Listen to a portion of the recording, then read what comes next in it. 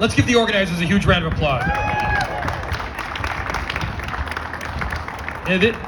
Minneapolis is consistently in the top 5 to 10, and oftentimes we're even first in the most bike-friendly city in the entire country.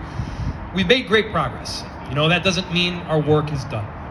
Whether that's around Hennepin Avenue or Washington here downtown, pushing for the 10th Avenue Bridge, which is in process right now, Central/3rd Avenue. I mean, these are all great opportunities to create the really important and critical bike infrastructure downtown. And by the way, it's not limited just to getting from point A to point B in as safe a way as possible on a bicycle.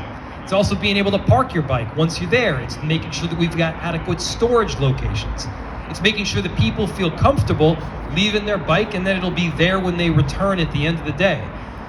We need to move in this direction for 1,000 different reasons. One of them is the environment. I think we all know that we need to get to 3 out of 5 trips taken by either walking or biking or some mode that does not spew carbon into the atmosphere.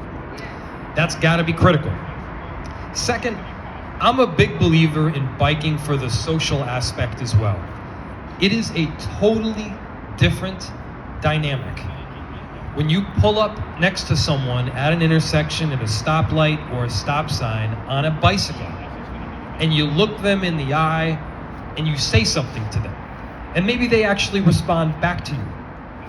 If you're in a car and you've got these huge hunking pieces of metal and glass that separate you from the world around you and the people that you could presumably be building relationships with, there's a blockade there to interaction. It's a blockade there to understanding. And that's something that perhaps I didn't realize as much until I started biking more myself.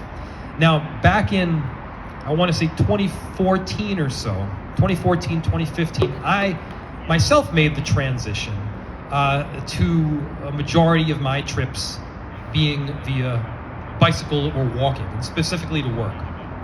Now, I will admit, the number of different reasons, both security and COVID and pandemic and everything that's happened over the last couple of years, I've slipped these last couple of years, dramatically.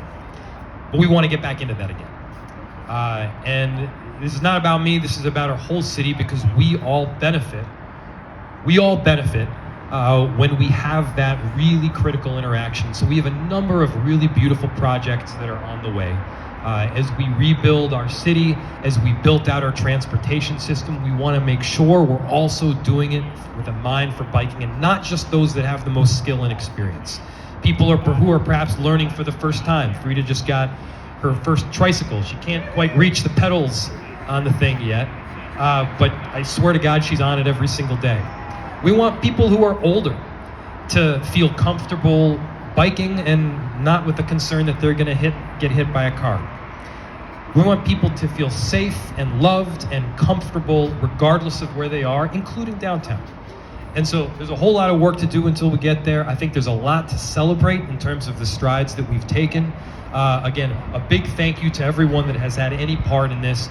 It was, I think Philip just mentioned a second ago, our Bicycle Advisory Committee, really among the most astute and helpful commissions that we have. You mentioned that we've got upwards of 40. We've got way more than that. Other commissions, some of them really effective, others not as much. You've got an incredible one where you've both got the technical expertise, you've got people who are passionate from an advocacy standpoint, and you meld all of those ingredients together, and the result is a really beautiful recipe.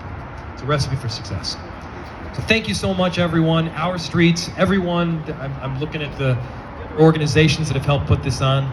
Let's keep working together. We got a great city to make sure it comes back. Thank you so much.